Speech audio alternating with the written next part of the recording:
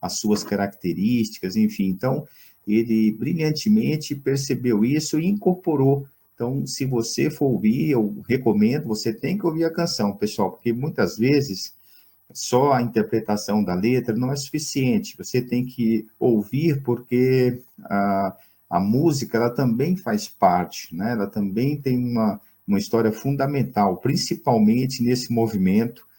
Aí você vai me falar, mas professor, por que você não colocou, né? Não coloca para a gente ouvir? É que por razões aí de direitos autorais, muitas vezes os canais derrubam o vídeo.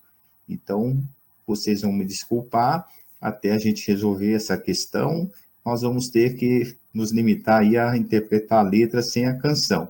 Mas a gente deixa sempre como sugestão, é muito fácil você procurar essas canções nos sites de busca, coloca lá o nome da letra e você ouve tranquilamente.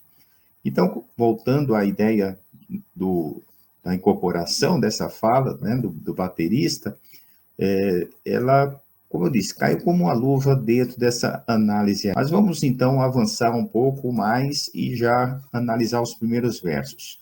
Pessoal, para facilitar aqui o entendimento e a localização mais rápida por parte aí de vocês, eu coloquei em cores diferentes, mais ou menos o assunto que nós vamos tratar. Então, por exemplo, quais são as características mais marcantes do tropicalismo? A primeira delas é que não é uma história muito linear. Então, por exemplo, se eu vou contar uma história para vocês, eu vou começar, era uma vez, não é? Depois vai ter o meio, o miolo da história, e vai finalizar, foram felizes para sempre.